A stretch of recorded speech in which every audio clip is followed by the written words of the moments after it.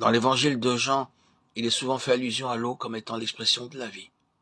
Dans Jean 4,14, il nous est dit que lorsqu'une âme assoiffée vient à Christ, pour être satisfaite, de l'eau lui est offerte, et pas seulement une gorgée d'eau.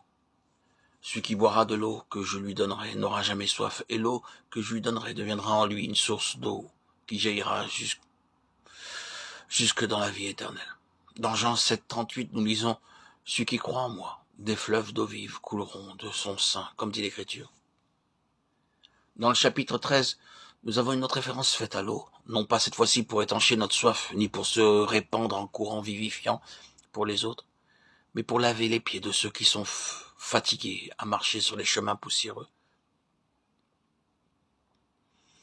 Une lecture superficielle de ces passages peut nous conduire à la conclusion que nous pouvons aisément nous dispenser de la fonction particulière de cette eau dont nous parle ce troisième récit.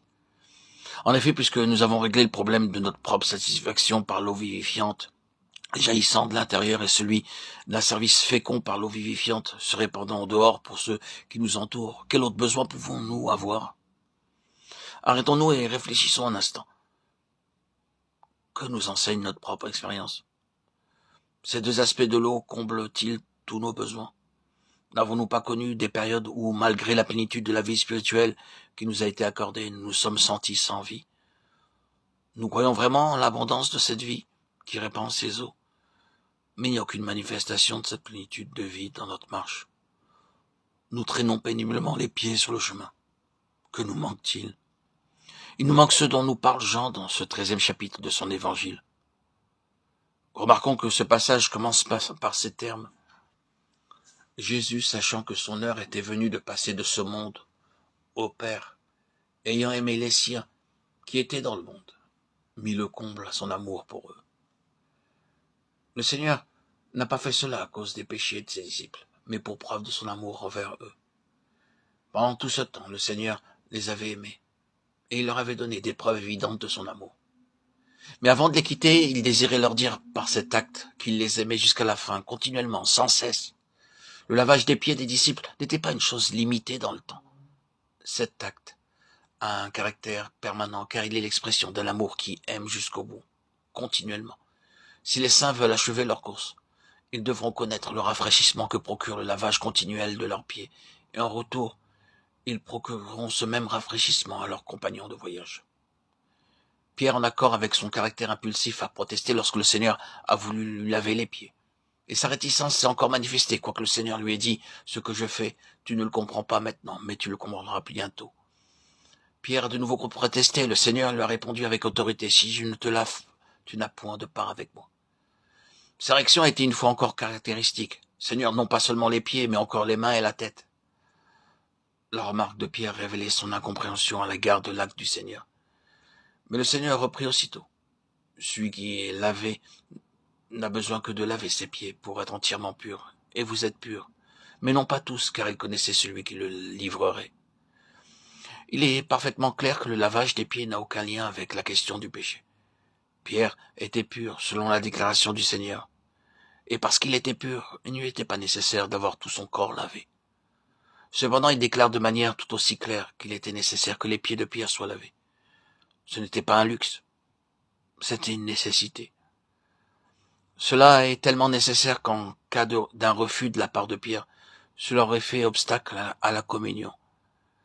Quelle grande perte cela aurait représenté.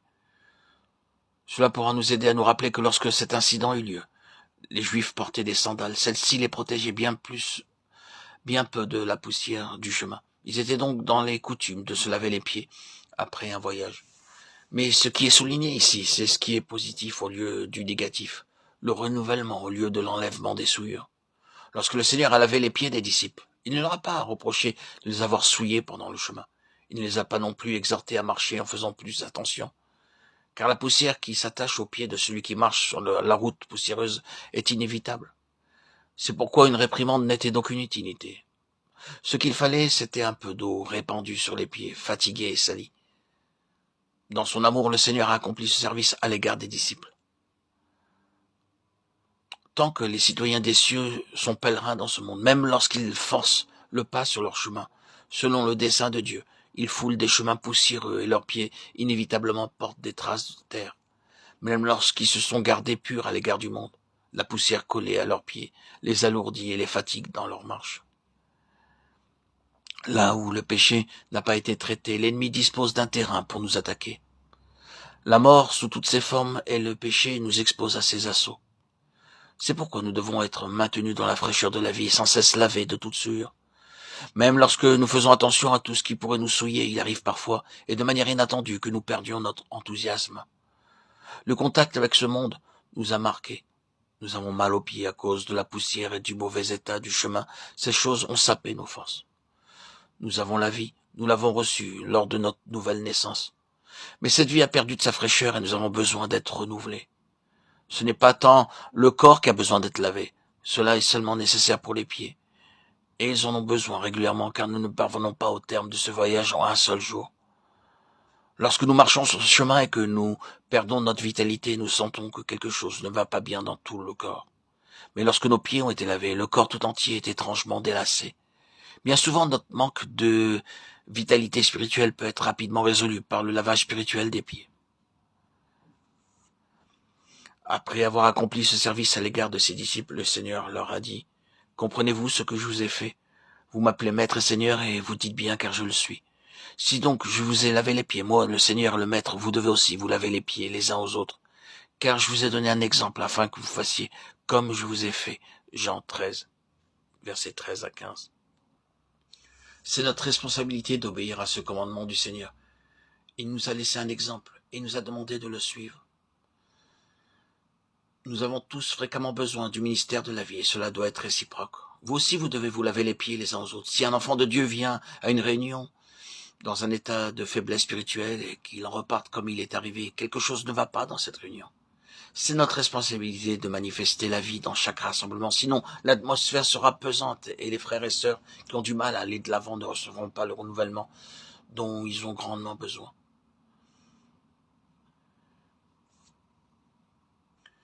Si nous nous laissons aller dans nos réunions à une certaine léthargie, nous n'avons aucun sens de notre responsabilité à l'égard des enfants de Dieu dans le besoin, qui par leur contact constant avec le monde ont perdu quelque chose de la fraîcheur de leur vitalité. Nous ne nous laverons pas les pieds l'un l'autre conformément à l'ordre du Seigneur. C'est un des plus importants services que nous devons. Cela ne requiert pas nécessairement une activité extérieure, mais cela nécessite au moins que nous déposions nos fardeaux aux pieds du Seigneur. Autrement, nous irions aux réunions accablés par nos propres soucis. Cela produirait une atmosphère lourde qui empêcherait les autres de recevoir le rafraîchissement dont ils ont tant besoin. Parfois, malgré toute notre bonne volonté de servir, nous sommes incapables de recouvrer notre entrain. Nous devons alors nous laisser laver les pieds par les autres. Ce lavage de pieds ne doit jamais être un sens unique, car le Seigneur en a fait une chose réciproque et corporative. Il a dit, vous devez vous laver les pieds les uns aux autres. Si un grand nombre de croyants vont aux réunions de manière passive ou s'ils espèrent seulement obtenir quelque chose pour eux-mêmes, le fardeau qui repose sur les autres sera trop lourd, et la libre circulation de la vie en sera entravée. Ce qui détermine la valeur d'une réunion pour le Seigneur et pour les saints dépend de la proportion de ceux qui, présents, ont un désir positif de laisser libre cours à la vie. C'est la responsabilité de tous ceux qui possèdent la vie du Seigneur. Ce n'est pas une question de maturité, pourvu seulement que chacun ait un esprit pur. Il y aura alors entre ses membres un courant de vie qui ranimera l'ensemble. Les églises subissent de sérieuses pertes à cause de la passivité de bon nombre de leurs membres. Il est vrai que nous pouvons chacun nous approcher du Seigneur individuellement, et en le faisant, nous sommes alors fortifiés.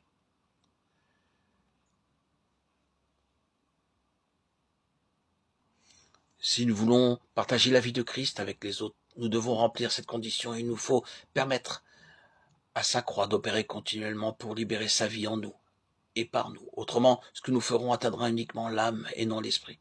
C'est dans la mesure où nous demeurons dans la fraîcheur de sa communion que nous pouvons apporter aux autres cette même vie. La vie se communique spontanément et non par des efforts. Il est vrai que les pieds se lavent avec de l'eau, mais nous ne devons pas la puiser laborieusement.